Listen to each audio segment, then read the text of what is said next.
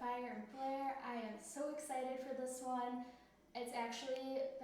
This is the podcast I've been most excited to record. It's all about social media, and I'm here with my friend Kelsey. Kelsey, I've actually known you since 3rd grade. Yes. It's really weird. Dancing. Well, cool. But yeah, we grew up dancing together, and then we connected again because she does hair. Does an amazing job. So if anyone needs their hair done, go to her. Thank you. She is just a ray of sunshine, such a super positive person, and we've always related in the sense that we're very mature for our ages. So, yeah.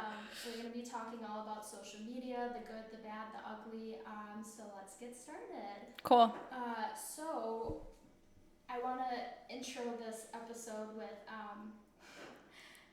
basically social media is something that I love to hate. And I don't want to say that in like a negative way, but it's just so prevalent in our society and something that needs to be talked about. I have a lot to say about it. We had a very good conversation about it, which is why I invited you on this episode.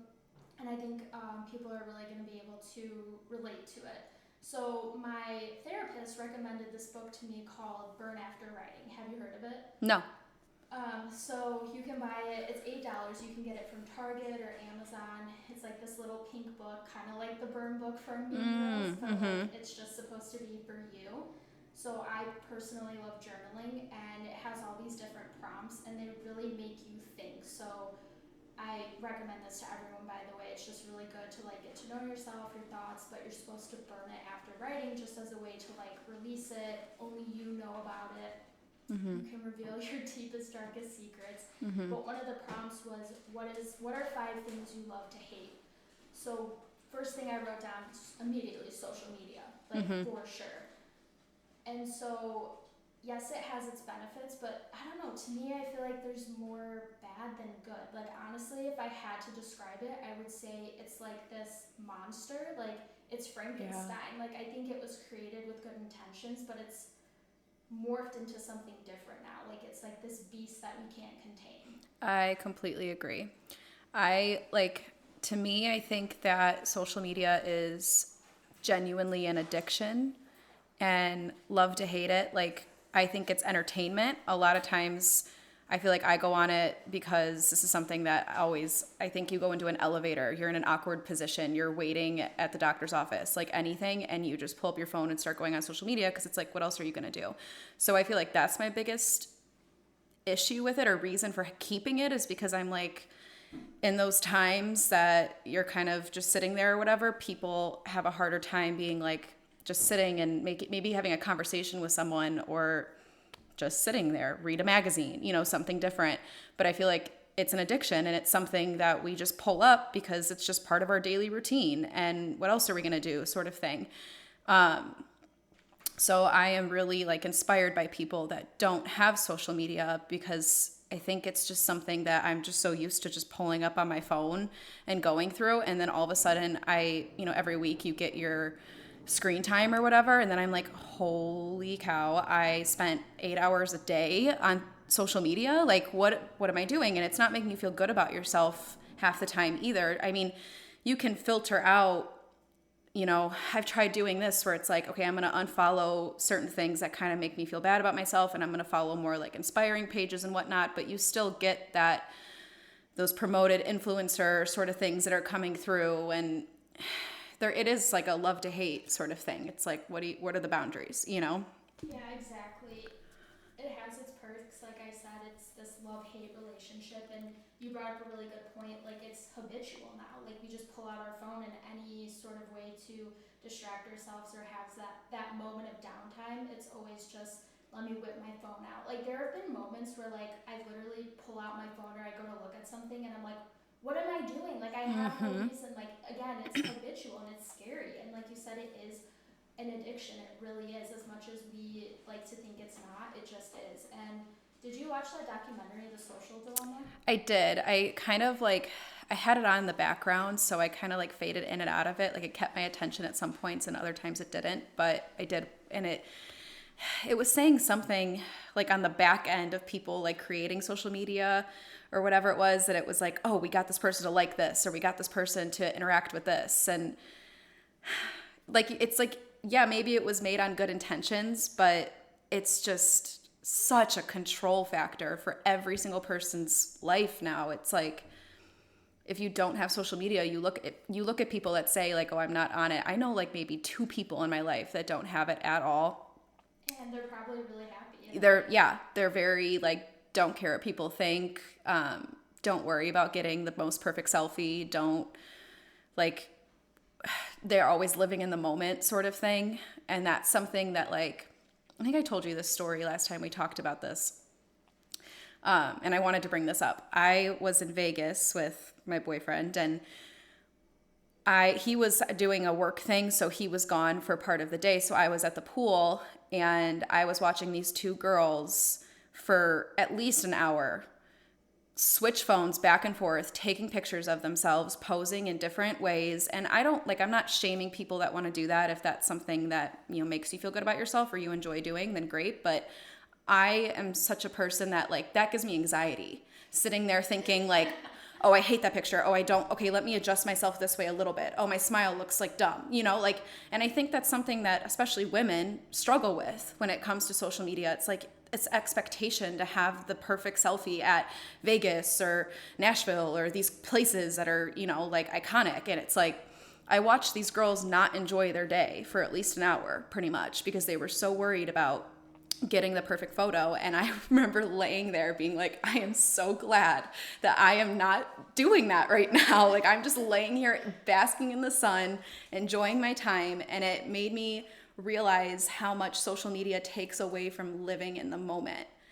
And to me, I've been in that position where I'm like, okay, I want to get a picture of myself. This is a cool scenery. I have a nice outfit on. My makeup looks good. My hair looks good. I want to get a good picture. And I'm not getting a good picture in my eyes or something. And then it makes you like anxiety, like frustrated, versus just being candid. Like, I find the pictures that I love the most are the ones that I just whip my phone out really quick and take a photo. And it might not even be of me, it might be of somebody else, or I might not have makeup on, or, whatever. And it's like, okay, I go back to that moment and I was living in that moment and I took a picture in that moment. And that's like what social media should be. I think like, That's again, so true. not shaming influencers, not shaming people that, post, all power to you. But I am somebody that I can be very hard on myself, and I can take 30 pictures and find something wrong with every single one of them. And then like Photoshop comes into the mix, and people are doing that too. And it's like, it becomes this whole production. Yeah. Like, social media is something that immediately just takes you out of the moment, or trying to get the perfect picture for it. And I remember when you were doing my hair and we had that conversation, I was like, thank God I am not the only one that feels this way. And I mentioned in my last podcast like that I don't like taking pictures. And so you're right. Like, okay, so let's say that, you're out somewhere and someone's like, oh, I want to get a picture. And you just kind of like get in and let them take it. And I feel like those are always the best pictures. Yep. Because you're not putting pressure on it. Like you said, it's just in the moment, there's no pressure. And that, I feel like, goes with anything in life. Like, Yeah. the more you put pressure on it, the less it's going to turn out how you want. You're not going to get those results. And the same should be said for how social media just affects us in that way so much. And I also remember you saying like when you were on a different trip, there was like you guys had a friend that was like a couple that you were friends with, and she was like taking pictures on the beach like all day. Yes. I don't know if she was. I'm trying to think of what story that Like was. you guys were at dinner and she was like having this photo shoot to herself, like it was on the beach and you were just kind of like watching from afar. Okay, yes. So I didn't know this girl, but I remember. So yes, with my boyfriend on the beach, and I remember it was the same situation pretty much. We were both laying there enjoying ourselves and watching this girl. She's like doing very like sexual poses and perfect, like again, like I think it's great if you're confident, you have a great outfit on, you're in your bikini, whatever it is, and you want to take a picture of yourself. But then just like let it be. Don't spend, an hour or whatever trying to get the most perfect photo. Just enjoy the fact that you were happy in that moment and you felt good about yourself in that moment. And don't sit there and look at every single photo and be like, oh, okay, like, do I do I have cellulite here? Do I like need a Photoshop? Do I need to change my position? My smile looks kind of awkward here. Like just be yourself. And I think those are the best pictures. Yeah, they are. And it just goes back to how, I don't know, like, yeah, it's just taking, like, even just trying to get a picture, it takes you out of the moment. Like you said, just live your best life. You don't have to show everyone else that you're living your best life, because then at that point, you're not. Exactly. You're really not. Like, when you saw girls just, and you could tell it was like they were trying to get the perfect shot for Instagram, wherever they were going to post it, and you were just enjoying yourself, laying in the sun, laying at the pool, having your drink, being in the moment. And that's like what we really need to come back to. And it's interesting too, because as you're talking, I'm thinking about how like back in the day when you had like those disposable Kodak cameras, and like it was like, guess what, you only really get one. I miss those days. Right? Like, yeah. And those are like the best pictures, because you're like, all right, on the count of three, and like you get your one picture. Sometimes it didn't always turn out good, which was a bummer, but like I would say 9 times out of 10, you got that good shot, and you just felt like, I feel like the picture probably showed that you were just more happy in the moment. Like, can you bring disposable cameras back? Then it takes the pressure out of it. I was just talking about this. I was literally just talking about, my aunt is somebody that has never had social media. She didn't even have a cell phone for like years. And then when she got a cell phone, it was just a flip phone. And then broke on her, and she's like, I just want another flip phone. And they're like, no, you literally need an iPhone because we don't sell those anymore. And she is somebody that like still to this day on vacations has disposable cameras because she just doesn't rely on her phone to take photos. Like, and she likes to print them. Yeah. Because I do want to have those memories at the same time. Like, so I always try to, okay, guess what? You get 1 or 2 pictures and then you're done. Put your phone away and enjoy the moment. So I think kind of having that boundary, but literally, I'm not even kidding. Next time I go on vacation, I'm buying a disposable camera wherever I can find one. I get my one shot. I don't know how it's going to turn out, and that's that. Like, and if you have to do that to just keep, like, I don't know, keep yourself accountable to not lose that, do it. You have like the little number at the top that's like, oh, you have 15.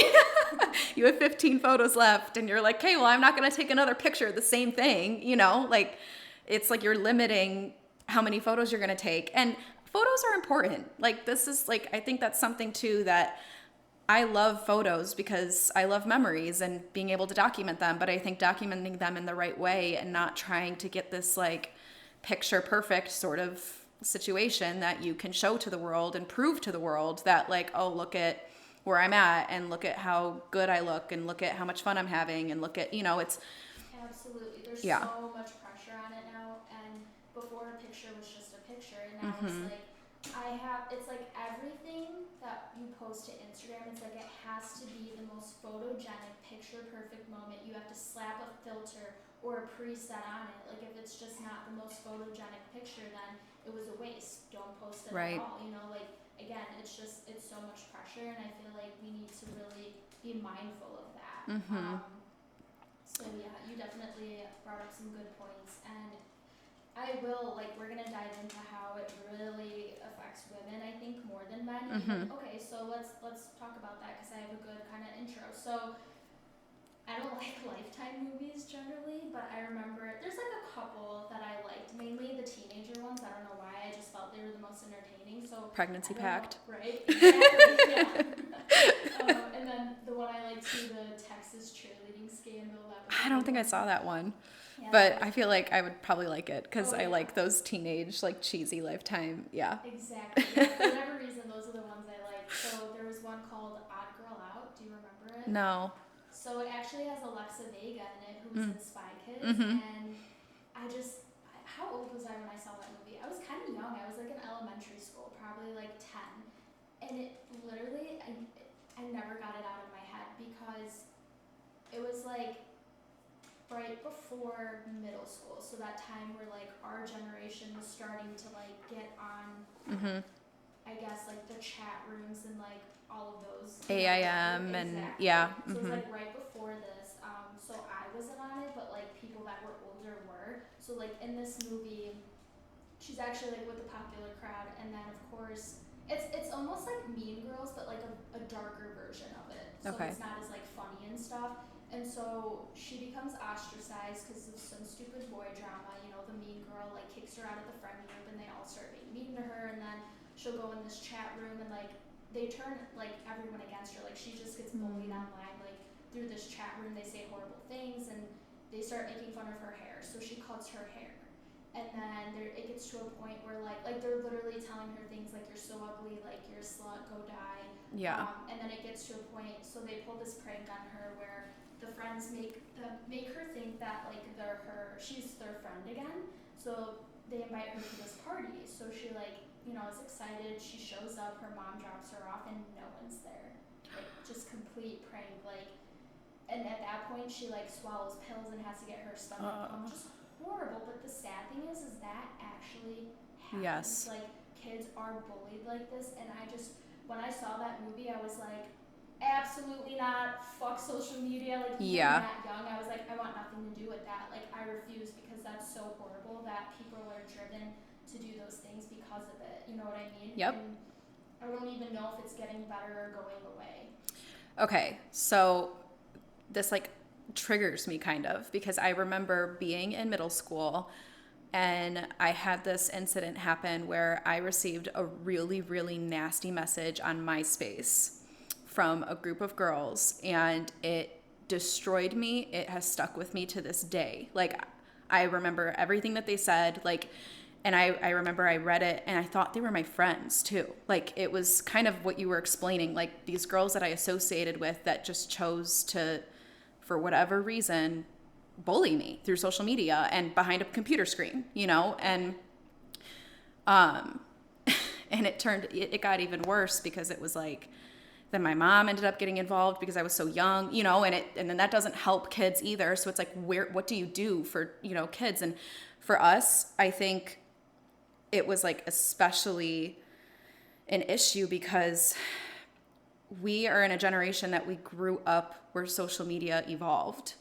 Yeah. Our parents don't know that, and it's going to be interesting to see how it changes down the road, because for me, like if I had children, I would be so like, I'd want to guard their social media like a hawk, because I had experienced bullying through social media, which to this day has stuck with me, I'll never forget it. And if I had children, I wouldn't want them to go through that, and I wouldn't want them doing it either. So it's like, I'm kind of like sidetracking here, but I think about like kids now, it's almost like you want to have access, like their usernames and passwords, but you want to give them their privacy at the same time. So how do you parent with that? Like, and with our generation, I wonder if there's like some sort of study out there that like shows like self-esteem and like how people are like with their mental health in our generation based on social media, because I think I would sit there and say that it's probably not as good.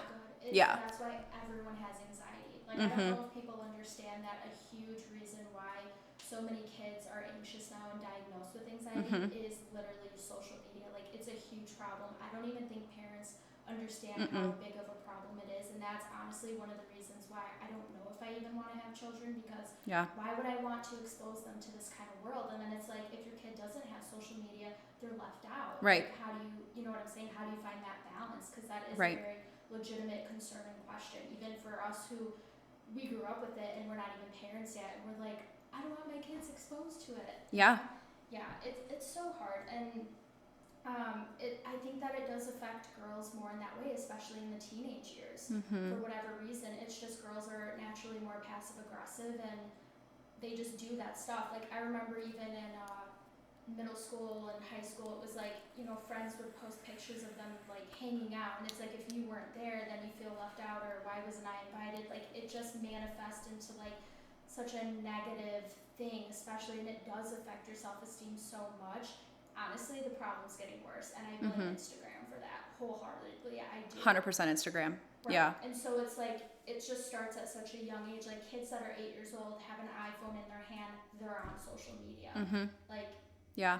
so, Well, and it's interesting that you say that, because I remember during that time, my mom didn't know I had a MySpace because she wasn't allowing me to be on social media, but her concerns were more so like the creeps of the world, like somehow getting a hold of me through, social media, finding my address or something scary like that happening. But it wasn't apparent to her that that's like, obviously that's a major issue too that we could even dive into, because I think people put out way too much information, that there's stalkers out there that like could very easily, I mean, have you seen You on Netflix? Yeah. How easily he found her address? So That's true. real. Yeah. That's real.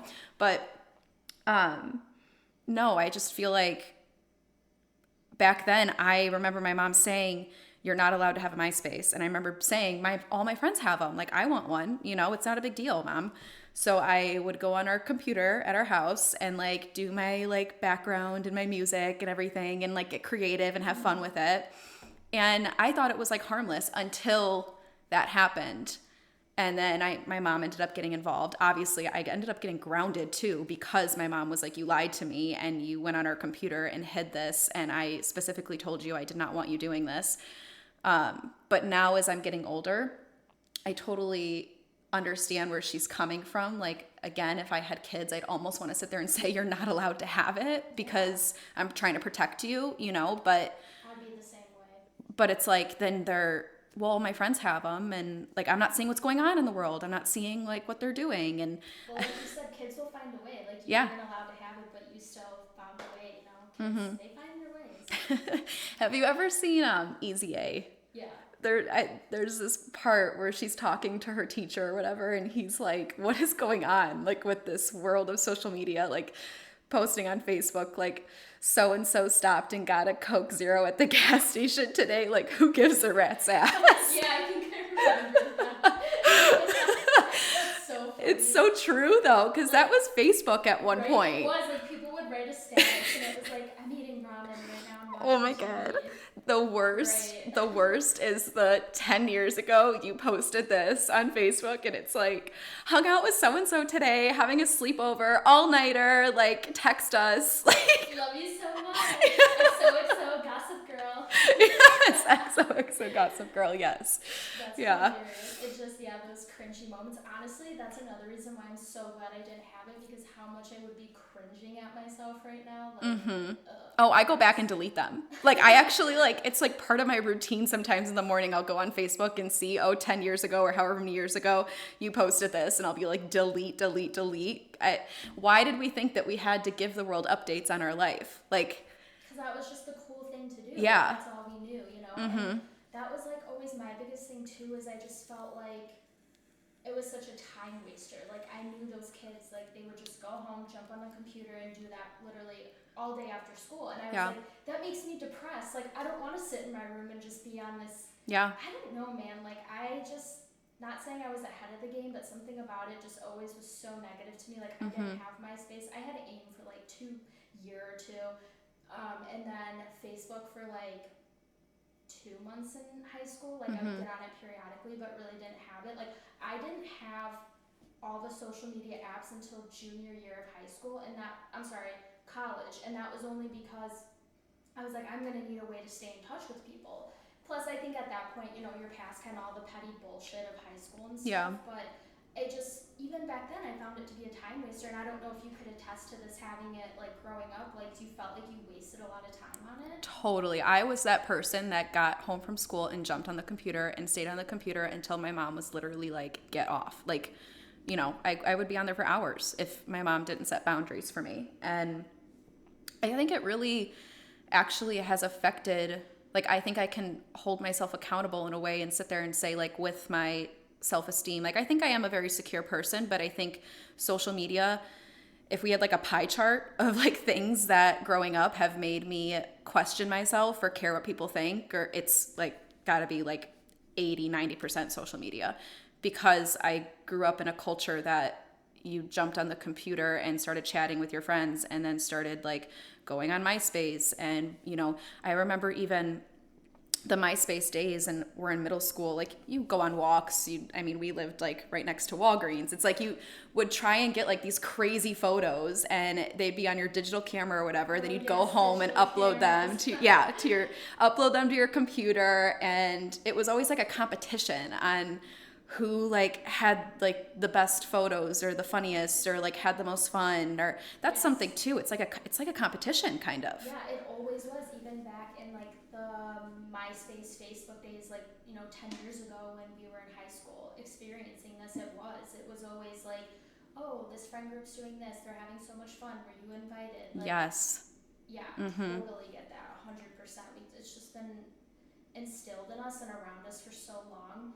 It gets easier as you get older, but again, it's like, has it really? Because Instagram alone, like, man, I can't wait to go in on Instagram. Like, Yeah. I'm just like, I don't know, ready to fight. Like, I don't know. Like, I've always felt internally that there was something I couldn't get on board with it. Like, even the 2 months that I was on it in high school, like, it just was drama, And I was like, I ended up in like this argument, I guess, or like I posted something that was pretty aggressive, and I'm like, you know what, I gotta get off of this. I can't be around it. I don't want to waste time with it anymore.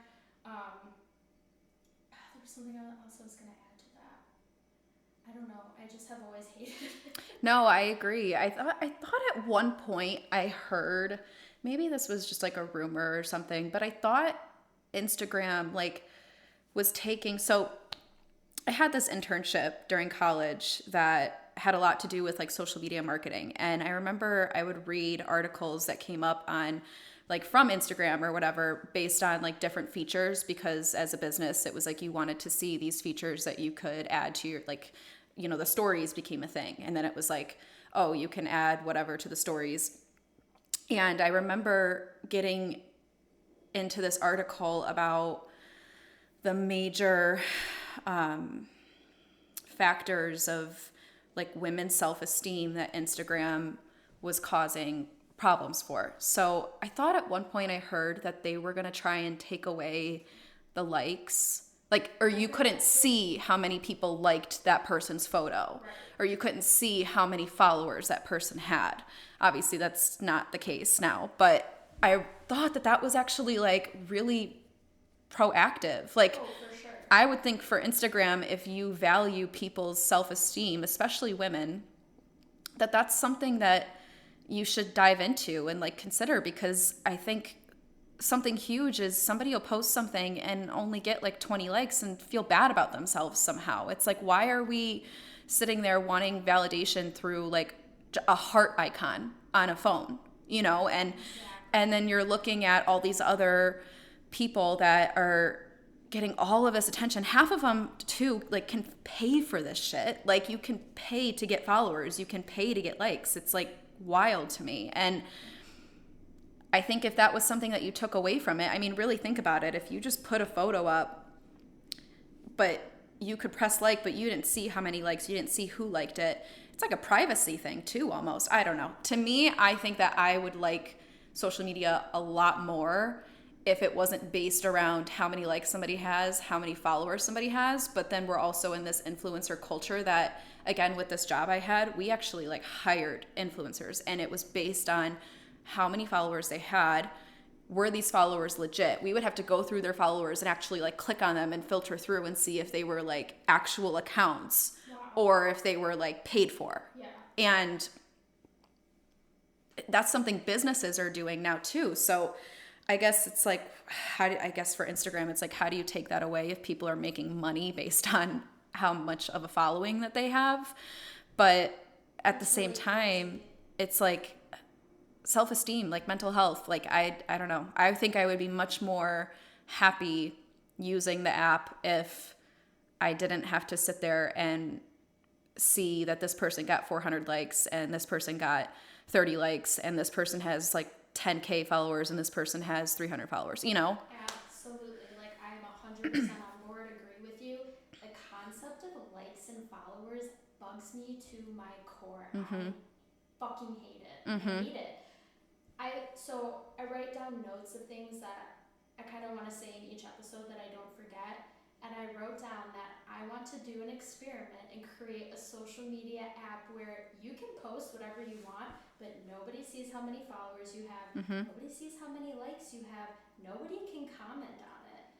Like, Is this our imagine if million you dollar took, idea right now? yeah, imagine if you took all of that away, what would social media be? What would Yeah. people be posting? You know what I'm saying? Because take that out of the equation and it's a game changer. Like, we need to trademark this immediately, Yeah. because I'm gonna do it. Like, I want to change the game, but it is really sad now that if you are an influencer and social media is such a part of your job and now it's based on likes and followers, like, I don't know, I just could not be an influencer. Like, having that constant, like, social media, likes, followers, like, doing all of that, it just would be so overwhelming to me. Yeah. Yeah, and I have to like admit too, I mean I have social media. I use it to this day. I like it for certain things. Like so for Instagram, I like the story part of it and I follow a lot of like mental health quote accounts and that's something that I love to share. Or if I'm passionate about something like my job or doing hair or whatever and I want to share it to the world, like that's something that makes me feel good when I'm using the app. But otherwise it's like I don't know, there just needs to be like it's hard to sit there and say, oh, filter out your social media and remove what you don't want to see or doesn't make you feel good. It's like it still pops up somehow. And you're right, I think if there was an app out there, nobody steal our idea. If there was an app out there that didn't, I mean, even the story thing, it's like you're looking at who's looking at your story. Yeah. It's just all wrapped around caring about what people think. And I think that like I am somebody, I will say it, like I'm not proud of it. I am horrible with caring what people think. And I do post on Instagram, I do post selfies. I do have those moments that I'm like wanting to get the perfect picture. And then I try to bring myself back in check and realize like, no, this is actually making me anxious and making me not enjoy my time right now. And I don't want to, focus on that. But I don't know. It's something that I think is wrapped all around caring what people think. And that is something I really struggle with. So for me, if I were to just like delete social media, I think that it would actually really benefit me. But I also, it's like I'm addicted to it at the same time. Yeah, for sure. And like, there's been times where like I've taken a break from it and I don't go on it. It was so good for my mental health. Like, and I recommend for everyone to do like a, what do you call that? Like a purge. Like a cleanse. Yeah, a cleanse, exactly. Like, just sign out of all of your accounts. If you have to delete the app off your phone, do it, because it makes such a difference. I can attest to that. And I did it back in November during the election because I couldn't stand to see, everyone just posting. They just had to post every hate everywhere. Yeah. So negative, you know what I'm saying? Like, and again, every episode I will find something that I deem as toxic or negative, and I can probably say at this point I find social media to be the most toxic thing in anyone's life. I promise you. Unless, well, depends on your relationships and other things, but it's one of the most toxic things in your life right now. I can tell everyone listening, like, please, I recommend go on a social media hiatus. Like, you will be amazed at how much time you're not spending on there, how much it's not affecting your mental health and all of that. It's crazy. And just, I don't know, like, going back to the likes and follows and just like you said, you're just caring so much what people think. Like, I'd be lying if I said sometimes it didn't feel good to like post something and you do receive likes and admiration and comments, but it goes back to that ego driven narcissistic society that we just are and are becoming. And look at what I am doing all of the time. Like, and I was talking about this with someone, like, people are only posting their happy moments. Mm-hmm. They're not, you don't know what's going on behind the scenes at Mm-hmm. all. It's happy moments all the time. It's look how perfect my is. Look how perfect my life is all the time. Like, that can't be good for someone's mental health. Like, okay, think about it. Before, people had 10-year high school reunions. Now we're living in a 10-year high school reunion every fucking day of our life. Oh my gosh, yes. And I said that to you Yes. when you were doing my hair. Like, it just dawned on me that that's what We don't even need them. Yeah. But Because and you're only seeing the good parts of that high Yep. school reunion. Like, before, people could lie, but it's like, no, now people go out of their way to post their happy moments all the time at this 10-year high school reunion that you're seeing every single day. Of course you're going to feel like shit. Like, Yeah. I think that like there needs to be a like I want to see people's like this sounds like kind of maybe bad. I don't know. I want to see people's like not perfect moments. Like I don't think this will ever happen with Instagram, but I think I'd be so much more enjoyable if I was seeing more authenticity from people, not wearing makeup, not really like worried about like, you know, do I look good in this photo necessarily, but this photo makes me happy sort of thing. And that's something too that maybe there's a change to that a little bit. People are starting to do this like photo dump thing. yeah. And I kind of like it because a lot of it is just like photos that people have taken that they just like, you know, and I think that that's something that would really help with the audience of social media is that doesn't need to be this perfect photo sort of thing. It can just be your life. Like there's a lot of people out there, celebrities that I follow that aren't posting necessarily like the most perfect photos. Like I'm trying to think like Kelsey Ballerini. I like following her because she is somebody that's just like I think she puts it out there that she's still a real person, even though that she's a celebrity. And yeah, I just appreciate it so much more when people are just trying to not make it so curated that it's like, okay, I'm still a normal person. And like that goes with celebrities. I know like we were talking about this. I could never be a celebrity in today's day and age of social media.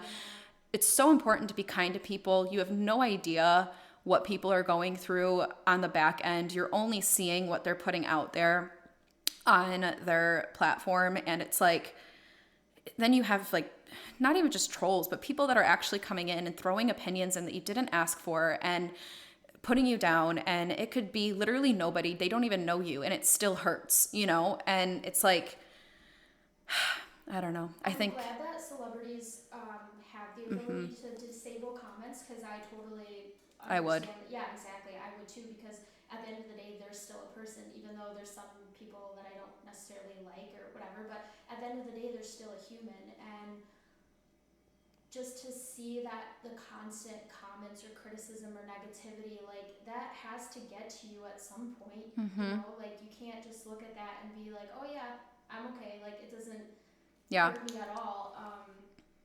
And I'm not somebody that wouldn't look either. Like I think maybe like I think to myself, are these celebrities just not looking because they know that it's just not gonna like be good for their mental health if they sit there and read through the comments. I'm somebody that would sit there and read through and analyze and judge myself and shame myself and then be like, wait, should I delete this? Like, should I, you know, I let myself get to my head in that way. And I own up to it. I mean, I definitely think I've gotten better at not caring so much what people think because you're just living your life for everybody else. And I feel like that's just like the definition of social media half the time. Yeah, for sure. It's having those boundaries and finding that balance. And it just, for me, it's like you can have an opinion and not have to express it on social media. Like, do people even have that, like, what's the term I'm looking for? Why can't I think of it? Awareness or self-awareness, or just the ability to not constantly act on your impulses, like yeah, you know control, what I mean? Self-control. Yes, Yeah. do. I don't know why I couldn't think of that. Like, do people even have the self-control to not post every little comment or opinion on social media? Because guess what, you can have them and keep them to yourself, and it's gonna be fine. You know, if nobody knows about it, like the world is gonna be okay. You're not gonna change people's minds or I just can't stand that.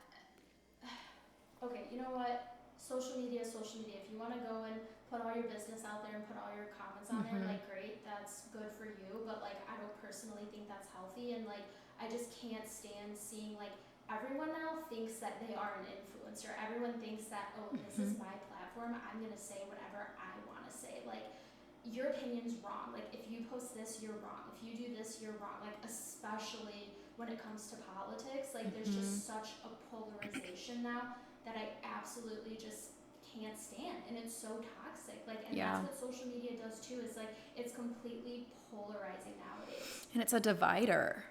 Like it like, I mean, getting into the whole politics thing, I'm somebody that, I know we've talked about this before too. I really don't, what's the word I'm looking for? I don't like resonate. I don't identify politically. Like I don't put it out there. Maybe it's because I'm scared, because people are so at war with it all the time. And I mean, I think if you took away social media, would people still be that opinionated and still come at you with it?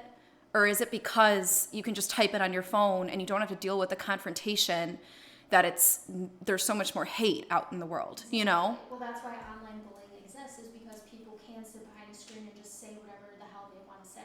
Yeah. And that's why I got off of it in November, because I never personally post about politics, but I just couldn't stand to see everyone else have to put their opinion out there all the time.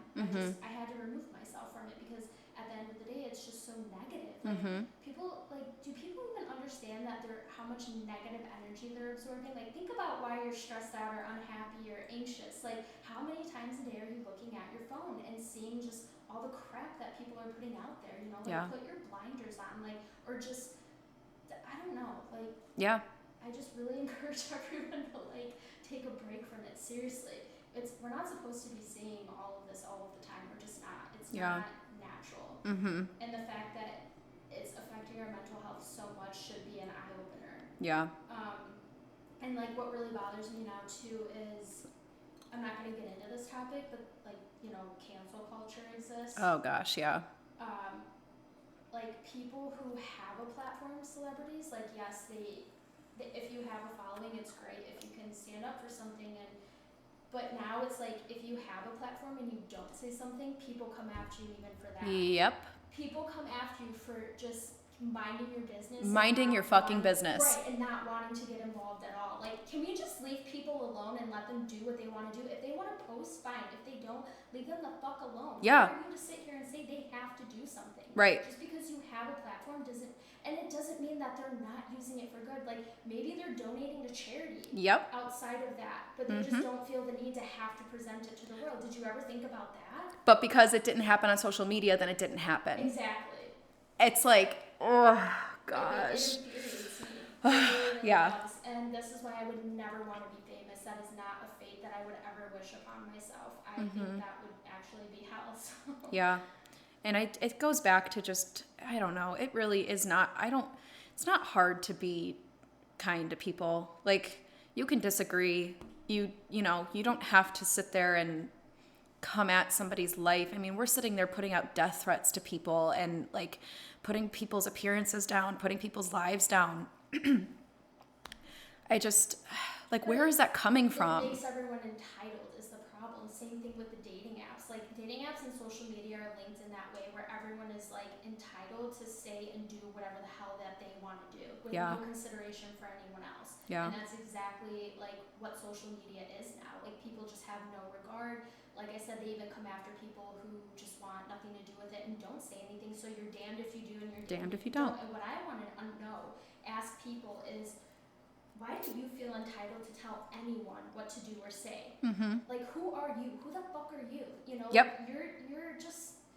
You're no one. At the end of the day, like, stop. Like, you don't worry about yourself. Exactly. You know? And I got so angry that I made a post about that, about just worrying about yourself. Like, now I'm getting heated because I'm dropping that F-bomb a lot here, because it's something that, I don't want to say triggers me, but like, it kind of does. Like, I feel so passionately about how much I love to hate this thing and how people just are because of it now. It's so disgusting. It is absolutely appalling, disgusting. Again, it's like we're becoming this egotistical, narcissistic society. Everyone's horrible. It's turning them ugly. It's just straight up ugly at the end of the day. Like, and I see that ugliness come through on people. Like, depending on what they post, I'm like, wow, like, your ugliness is really showing right now on social media, you should probably check yourself. Yeah. I mean, just imagine a world where, again, especially like millennial Gen Z, like a world where you're not, there's no social media. I think like I'm a big therapy enthusiast, and I Yes, think me like, too. yeah, I think that like things that you have in your development years, you know, obviously when you're a baby, when you're a toddler, when you're in elementary school, middle school, high school, you know, and then you become an adult. Go back to like what you were saying, elementary school, middle school, social media started to become a thing. I mean, gosh, we don't have no idea who we are, you know, like we're kids. We're like Yes. the innocence needs to stay Right, there, you know? exactly. And thank you so much for saying that because, and again, this is why we relate and why I asked you on this episode because I just knew that you were going to be able to have this conversation with me and like bring things to the table and we can feed off each other because it's so true. Like, it just makes me so sad, like just talking about it and thinking about it and how it's affecting innocent, pure children. Just, it devastates me to my core. And I actually, something I wrote down when I was formulating this episode is like, Gen Z and kids, are they even really going to know who they are or get to know who they are? Because from the get-go, social media, you curate this image, you feel like you have to be this person. Like, are the kids even going to get the opportunity to really figure out who they are one day? Like, they're like, I don't know, it's you watch Dance Moms, right? I had here and there. I fell off of it, but So you see people grow and evolve and who they are on social media now, and you're like, wow, like they're so much older. But like there was one girl from Dance Moms, like she just, I don't even know how old she is, early 20s at the most, and it's like I watched you be like this innocent little girl on Dance Moms, and now you're like this social media influencer, so much plastic surgery, like girls, like young girls feeling the need to have to brand themselves and yeah. just be this social media image now, this influencer. Like again, it's like they're gonna be so far gone, they're not even gonna know who they really are deep down or have that opportunity, and that makes me so sad because I've gotten to a point in my life in my late 20s where I really am stepping into my power and figuring out who I am and not giving a damn what anyone thinks and following my own path. And like I encourage other people to do the same, but what concerns me is like these kids are just so wrapped up in social media from such a young age, they're never even going to get to experience what life is without it. Yeah. I think like also going back to caring what people think, you start to live your life based on how other people are validating it.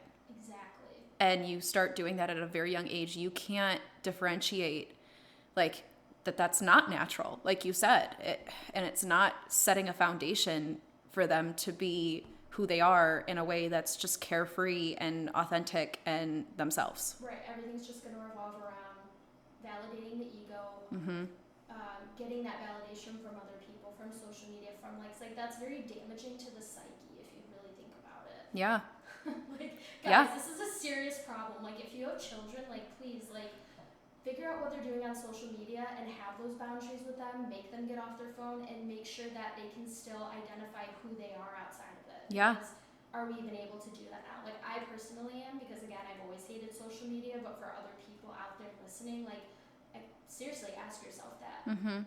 Well, for me, that's like something I'm working on.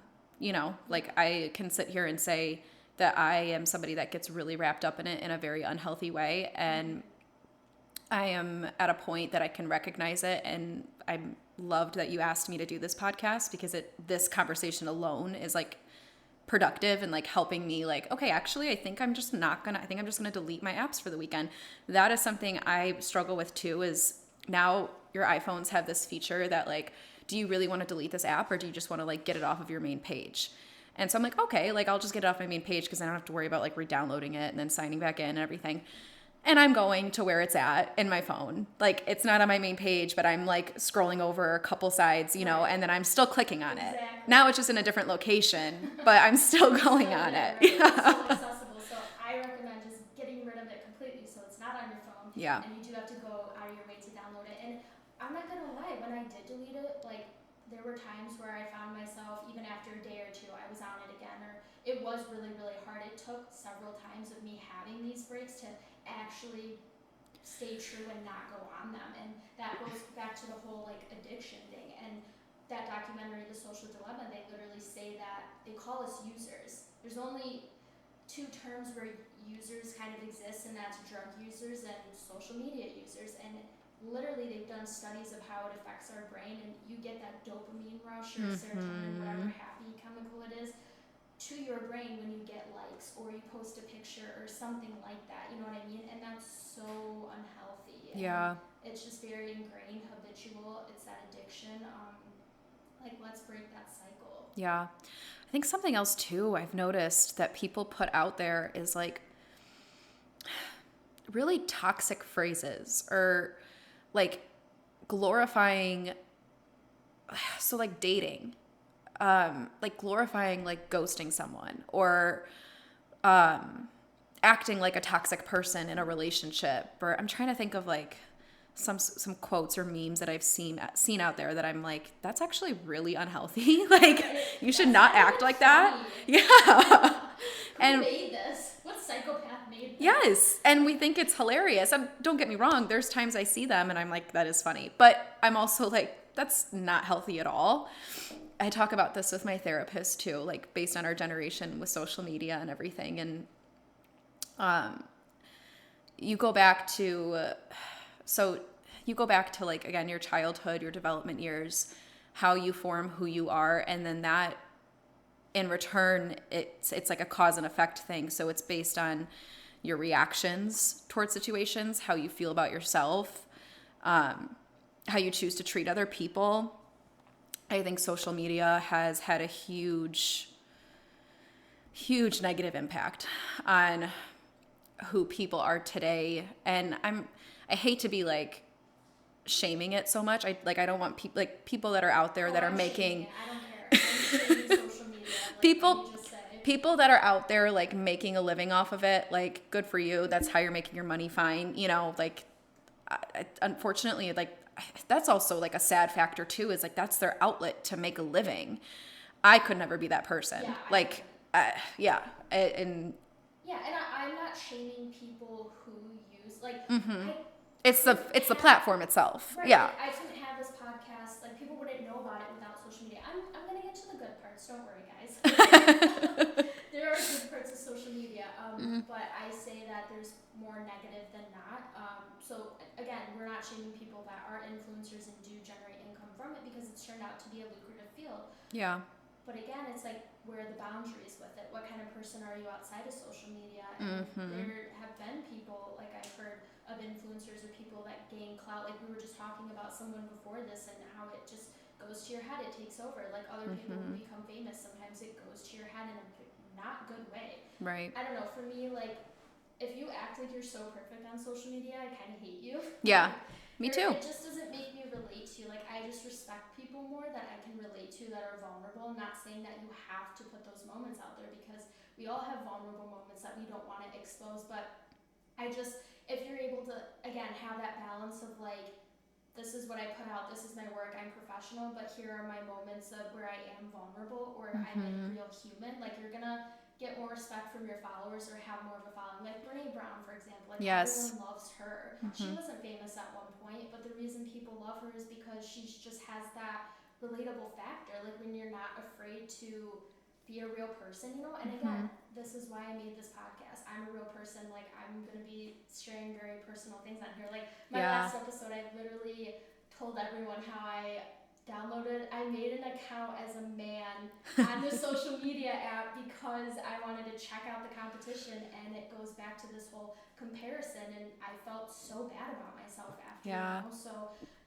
again, I'm willing to expose that information about myself if it's gonna help someone and show them, at the end of the day, we all go through it, we're all human. I think that's like the main thing too, is just to sit here and say, like, I mean, clearly we're not the only ones that have these views. So like, breaking the stigma, bringing it to people's attention that like, maybe this isn't the most healthy thing. I mean, I think people know that, but really sitting down and breaking it up and looking at like the different factors that go into how it affects your mental health is important to identify. And that's the first step, you know, and then from there it's like, okay, we do need breaks from screen time. And you were saying about like people that put out their like realness, and another person I just thought of was Jana Kramer.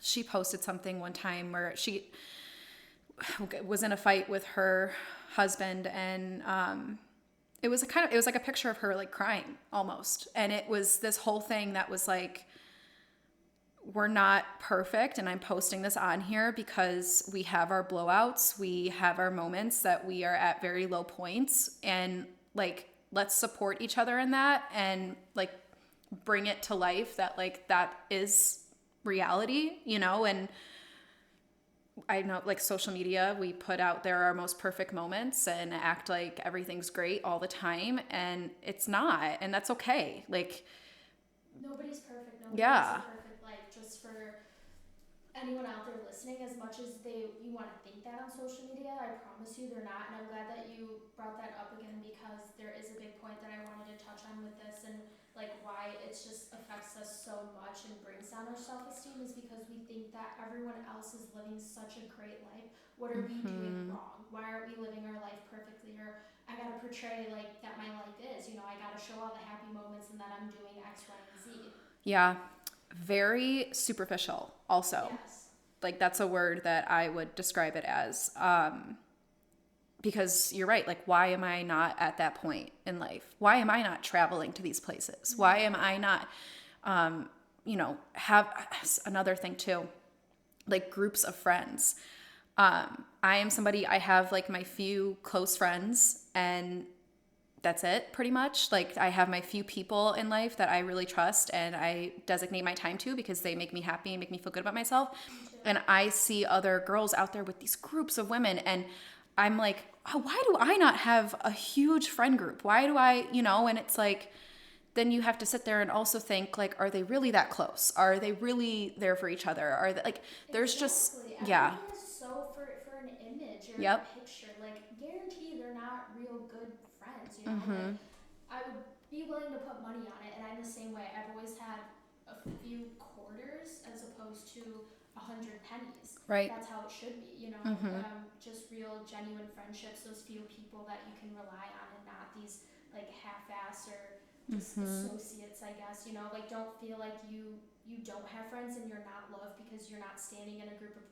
I honestly like find it really challenging to be in big groups. Like, I don't like it. Even in high school, like I always had like my very close one-on-one friendships, like, and they were just all different people too. Like, that's just the type of relationships that I get the most like fulfillment from, like just being one-on-one like I am now, like, and that's why I love this podcast, is because I get to have these one-on-one conversations and moments, and like, if that's what feeds your soul, like that's all you need. Right. You don't have to portray to the world in it, but I've had those moments too, like I really have. Just everyone makes it seem like they just have so many friends, they're having fun all the time, and then this concept of FOMO came about. Oh gosh. Like, it's so stupid. We're I always fearing that either Yeah. we're fear of missing out, like we're always missing something, or we're not living our best life, or we don't have a perfect life. Like, that's just in the background all the time. FOMO is like, I am like majorly diagnosed with FOMO. Another thing that I am definitely working on, but it goes back to also like, if I didn't post this picture when I was at this place, I wasn't really here, sort of thing. Like, I don't know. And then, yeah, you see other people that are out going to these places that like you want to go to, and it's like, they're doing all the coolest things. They're at the coolest bars, the coolest clubs. They're with. How do you afford it, first of all? Also, That's yeah. my first thought. Like, Yeah. where are you getting money to do all these things? Do you have a job? So you never really know like what is going on behind the scenes either. Like, this person could be in so much debt. This person could have someone else funding this lifestyle. They could actually be unhappy, and they're just portraying like they are happy being in these places. And I'll be honest, so candid moment here. When I lived in Seattle, it was one of the worst times in my life, and I was miserable. I missed home so much. Yes, I got to see cool things and I would post about it. I actually found myself posting on social media more when I was there, because I felt like I needed to convince everyone that I was fine and I was happy, and my life was actually falling apart. Yes. So just that's again going to show that you don't really know what is happening behind that picture or screen. Yep. I feel that pressure too. Recently moving to Chicago didn't work out for me. And I wanted it to. I think also because I felt like that was like what I was supposed to do. Like that's what my friends are doing. Like, Yeah. you know, it's the city. It's like, where else am I going to go? Am I going to stay in the suburbs? Yeah, I am going to stay in the suburbs because that's what makes me happy. It's more rational for my life, but it also is just better for me. It resonates with my soul. It makes me happy. It makes me feel like I'm in a good environment. I'm closer to work. I'm closer to the people that I like, my family, you know, and my dog even. And that's something too. You know, social, it's not sidetracking a little bit with social media. It's like you want to put out there, like, I made this decision in life and it's going really well, everyone. Like, you know, I'm living my best life. I think the more that you try to put that out there, the more that it's maybe you're not, you Yeah, know? exactly. Why do you feel that you have to expose that so much? And I'm not saying don't post your happy moments. Like, by all means, like, I love, when I announced the podcast, I was so excited. But if it's just, like, I feel like you see those same people that do it, like, all the time, Yeah, or just feeling the need to have to do that all the time. Like, don't. Just, right. you can live your life and be happy and not have to do that. Mm-hmm. The thing with social media too is it makes us feel like we have to be doing this, or why am I not living this way? What am I doing wrong? I'm behind. Why is it like, okay, let me just, another candid moment here. I'm single, and sometimes I mention Tim. Mm-hmm. Tim was my ex-boyfriend of 5 years, so I am gonna have an episode talking, like, dedicating him and how much he impacted my life. So That's he good. passed away like a year ago, and it's just like I'm single right now in a really hard time. Like, he passed away. I wasn't planning on getting into all this, but here Yeah. we go. So he passed away literally the week that everything shut down, like when COVID hit the world. And I was just like, what is happening to me right now? Like, I'm grieving a relationship, I'm grieving a person in a time where we're in lockdown. Like, it was so much at one Gosh. time. Mm-hmm. I just didn't even know, like, why. I like almost felt like I was being punished. Like, why is this happening to me? And add to the fact that every single one of my friends is in a relationship. And I'm not gonna lie, that was really a hard pill for me to swallow for a while. I'm finally at the point where it doesn't bother me. Like, the universe is isolating me for a reason, in a good way. Like, I finally understand that now. But I'm not gonna lie, like, I've had my moments and frustrations. Like, it is hard to be single in the time of COVID. Even wanting to Mm-hmm. make new friends, how am I gonna do that? I mean, it's getting a lot better, but like for that solid year that like we were just in isolation and I had to get used to being single, it fucking sucked. Oh gosh, I could not imagine. and Like, and then I see, like, and to make matters worse, it's like I'm at an age, we're getting to an age where we're like late 20s, early 30s. Everyone and their mother's getting married. Everyone. Like, mm-hmm. I can go on social media every day and someone I know is either getting married or having a baby. Yeah.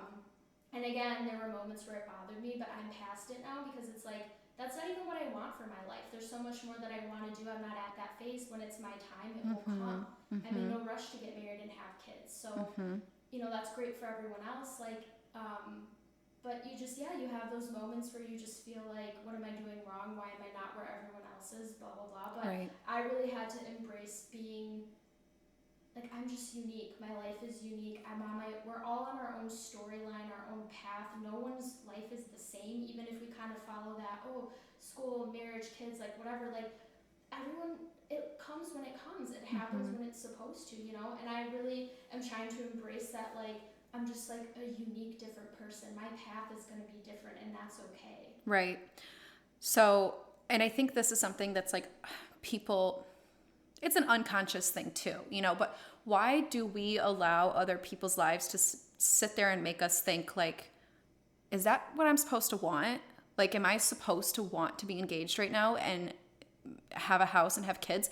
You know, if that's what people want, that's great. Like, all for it, you know? But like you said, you had to step back and be like, wait, I don't even want that right now. Like, why am I sitting there allowing, you know, the perception of other people's lives to make me evaluate why am I not there? But it's like, Right. do I even want to be there? Exactly. And what's sad is people do fall into that trap and they don't even realize it, or they push themselves into a box. And I've done it, and I felt Mm-hmm. like I need to be freed from these chains that I'm in, because I won't live my life that way anymore. And so, like I said, took a while for me to get to that point, but like, just know that, really ask yourself, and this goes back to even my first episode, what really makes you happy? What is your definition of success? Can you truly answer those questions? Because I'll tell you right now, most people can't. Like, it really takes a lot of work to go within yourself and find those answers and go to therapy and work on that. But I'm talking about it because I encourage everyone to do that, and don't let social media be one of those things that leads you astray or manipulates you. Because if you think about it, I bet some people are basing their life decisions off social media solely. Yes. Like, pressure to get married or to do the next step so I can announce it to the world, and that's what I feel like I have to do. And you need the validation. Right. Yeah. It becomes this toxic cycle. It's a cycle. Yeah. Vicious cycle. For sure. I was in that when Tim and I were together, you know, just feeling like I had to prove to everyone that my life was this and I was happy, but really underneath it all, like, completely opposite. Well, and that's what I was saying. It's like I think people also make decisions, like big decisions. They move, they, get into a relationship, they get engaged, they have kids, and people struggle. That's okay. I think there's this pressure to put out there to the world that I'm okay. I'm living my best life. My life is great. I made these decisions and everything's perfect. No, especially in your 20s, you make decisions and you fuck up. And that's part of it. Like, that's something that I've had to realize is like, not every decision I make is going to be necessarily what I should have done but I made that decision because there was a lesson that came from it. And when it comes to social media, it's like, you don't have to put out there that everything that you do, like, you moved to Seattle and, maybe it's like, yeah, I live in Seattle, like, everything's great, but it wasn't, and, Exactly. and it's okay. I like really like love you for that because no, seriously, like, you are a very, very strong person. And I am somebody, like, I'm on this like journey right now to get better at not caring what people think, stepping away from social media, figuring out what it is that is going to make me feel happy and successful in life. And, I feel myself getting closer to that point. But I think it's okay to sit there and say, like, hey, this didn't work out for me. And I don't need to put it out to the world. Like, if a relationship doesn't work out, it's okay. If an engagement breaks up, it's okay. If you get divorced, it's okay. It's like the pressure to show that you have all these like picture perfect moments in this life. And I think that's something too. I look at like other people's lives, and I know we said this, but it's like, why am I not there? And then you have to stop and be like, they're not showing the bad parts, like, their Instagram is perfect, but their life isn't. Nobody's is, Like, not only are you putting pressure on yourself to keep it together in real life, but having to portray that to the world too. Yeah. So it's definitely super hard, and I don't like, we literally just equate likes and followers to like that validating us as a person and our confidence and worthiness. Like, guys, when I was creating this podcast, I was like, should I even do this? I don't even have 300 followers. Like, who's gonna listen? Like, I told myself, like, why are you doing this? You don't already have a following. You're not an influencer. You don't have over 1,000 followers. You know what I'm saying? Like, and it's traps like that we can fall into. And then I was like, you know what? If people listen, great. If not, I don't care. I'm not gonna base that off my social media followers. I didn't have social media growing up, so yeah, I'm not gonna have be friends with 1,000 people. Friends, I put in quotes because, or you know what I'm saying? Like, right. You're my Facebook friend. Okay, like, how many friends do you have in real life? Gosh, do you remember the MySpace days when it was like you had to actually put your friends in a row? That's so stupid. Like, what is going? Why did they do that? Toxic. And then I remember friends being like, why did you move me to your second position?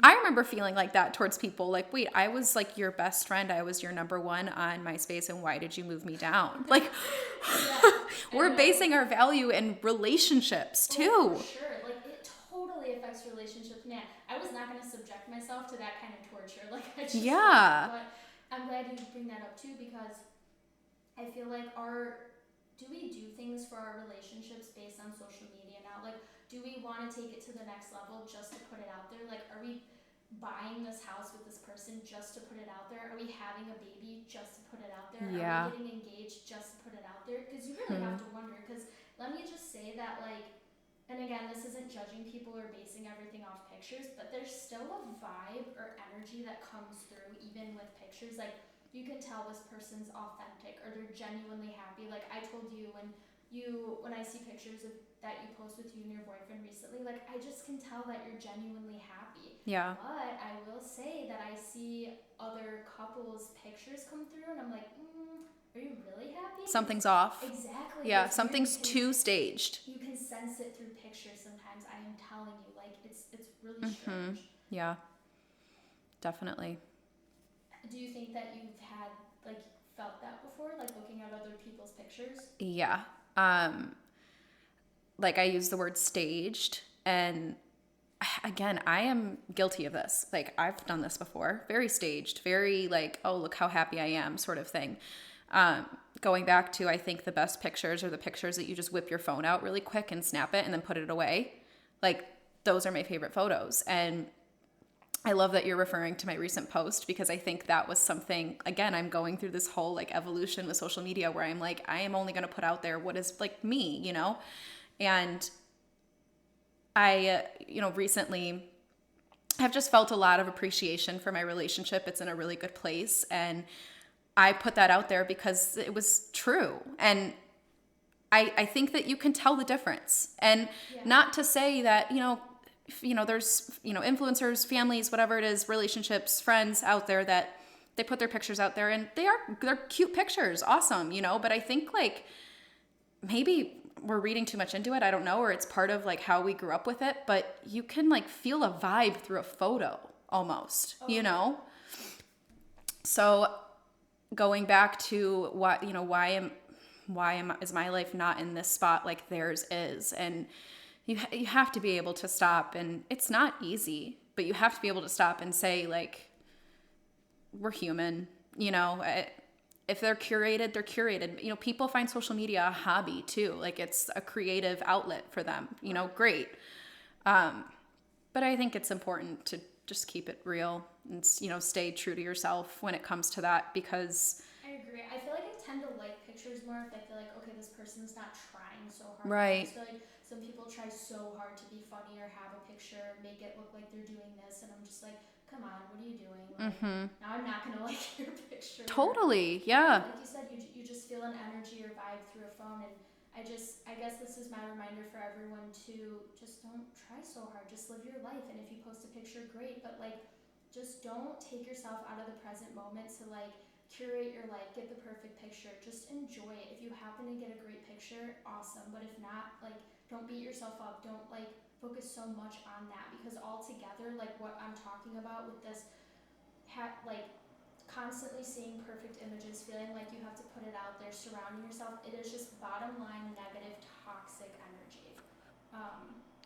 So yeah, again, be mindful of it. Take social media breaks. Have those boundaries, which is kind of the next thing that I want to get into is like, how do we have those boundaries with social media where like we can have it and enjoy the good parts of it, but we don't let it like freaking make us feel terrible. Yep, that's like my mission right now. Like I'm like, please tell me, please give me advice. Well, I can say that like probably the fact that I follow like 250 people helps. Like really just not like if you like there's okay, think about it. You have gained a certain amount of followers over time because from middle school, high school, like it just was always there. Like you can unfollow people that like, you're never gonna talk to again, or don't add anything, or just they post really obnoxious negative stuff. I've done it, you know what I mean? Like there's no need for it. You don't, if you're never gonna see this person, they don't affect your life, unfollow them. Get rid of the followers, get rid of like the toxic people that are just always putting out negativity, or you don't resonate with what they're saying, or just not even having to see so many people's pictures.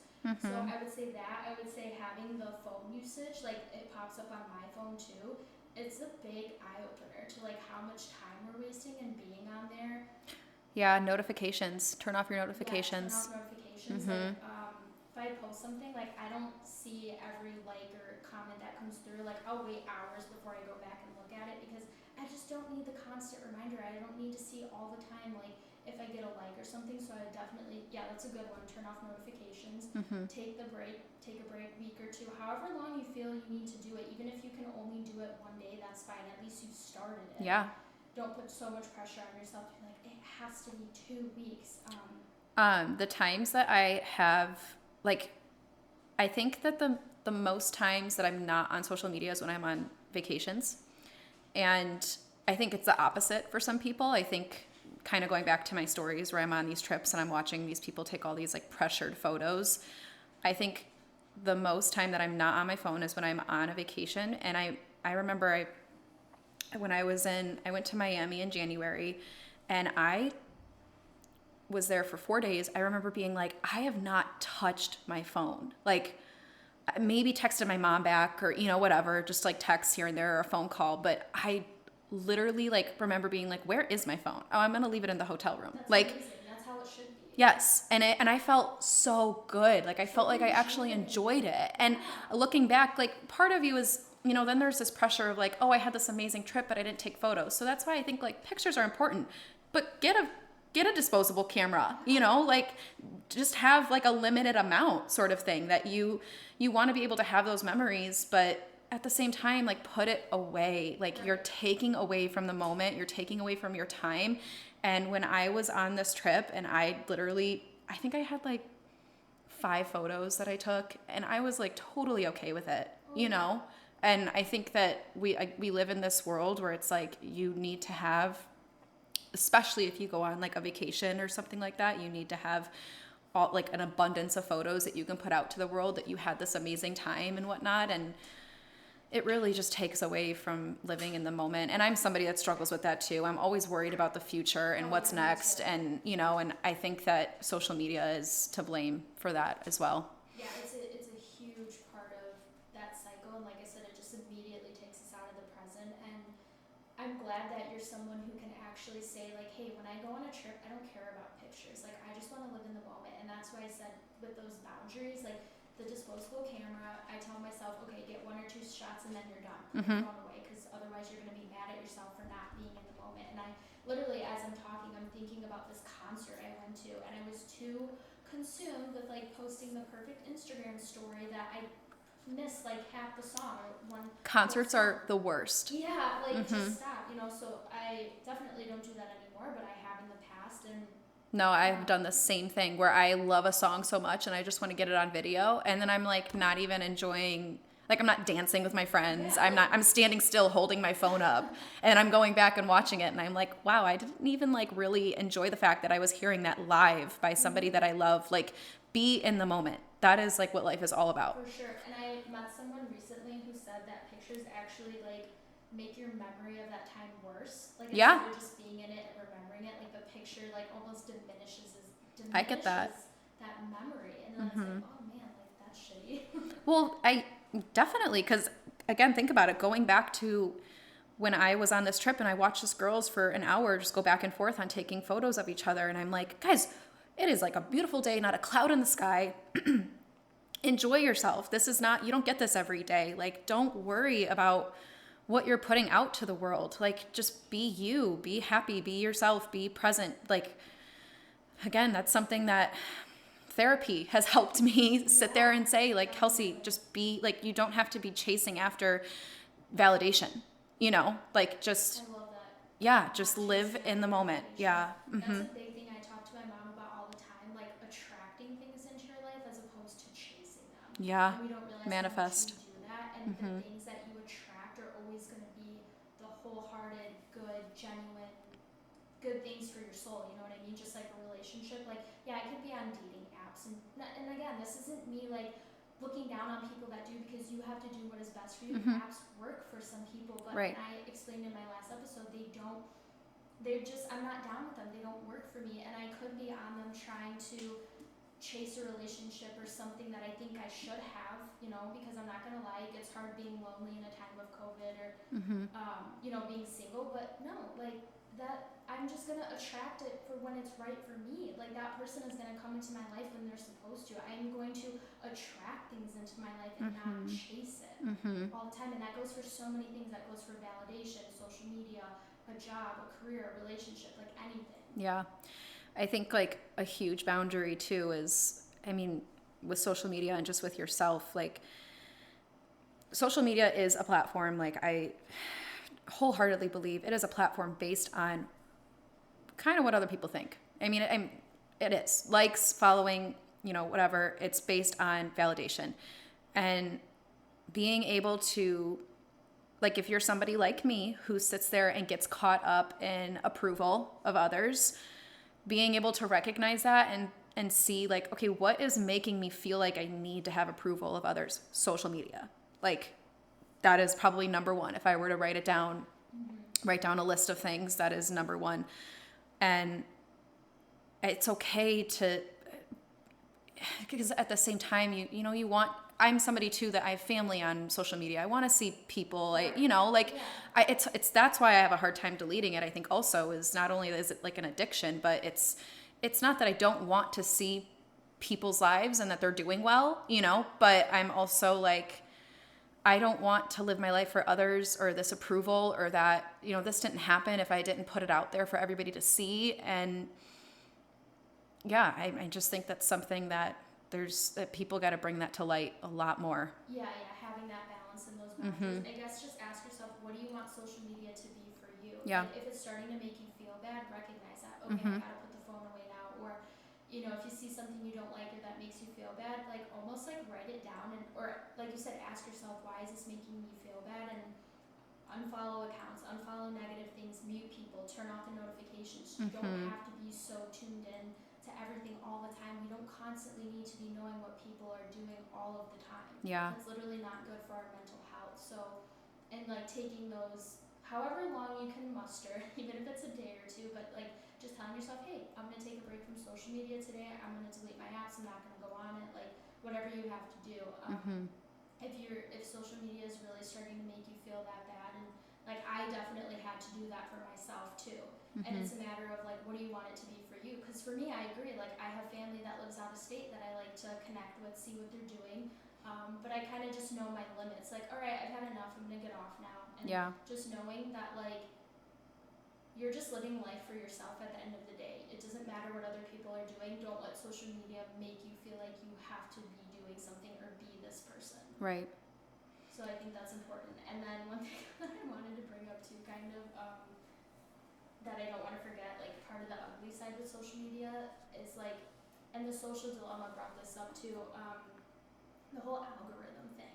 I think it's really interesting. Like, okay, so I'll admit, like sometimes, and I've said this before, I like to go on the explore page on Instagram, and I like that because it was giving me like pictures. This was like probably like 5 years ago. It would give me pictures from like so many different accounts, like just it was the explore page. You didn't know what you were getting, but now, like if I go on it, it's like the same 4 categories. Yeah. Like, it's weird. It's like it's only giving me like certain things. Like there's no more explore page. It's only, you know, and that's scary because it's making people very close-minded and it's not exposing them. Like I don't like that at all. It's really bad. Yeah. So I have like a love-hate relationship with that too, because like being in business and everything, I used to think that this algorithm or this like search engine sort of thing that you did, that it brought out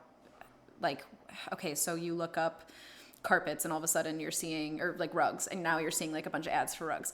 The business side of me is like, that is genius, you know, like people are looking for things, like put it out there, show them deals and whatnot. But at the same time, that's where it's almost becomes like uncontrollable, is if you look at one thing and then all of a sudden you see 5 more of that, and you didn't necessarily want to see that, like scrolling, like you know, constantly. In a sense, if you think about it. Yeah. Like I see like why they do it, because like you said, it, I guess it is a standpoint, but it's like it's too much. I can't meet the boundaries. It's too much. Don't show me an ad for something that I just happen to look up. Right. And that's the problem with the algorithms now, is like it's secluding people to only looking at, like based on what you like or save is really what it's feeding you, and it's purposely only giving you access to certain information. And let's not do that. Like if you're gonna have social media, let people be exposed. Like I said, the explore page used to be really cool, and now it's like you're feeding me the same like 3 categories and accounts, and I think that's kind of bullshit. And then it's like these tech companies, like hate them. Like if I could burn them, I would. Yeah. Yeah. Like, and again, it goes back to this monster that we created, but they're like feeding it. You know, they're not trying to contain it. Like they're making it worse. There's no privacy.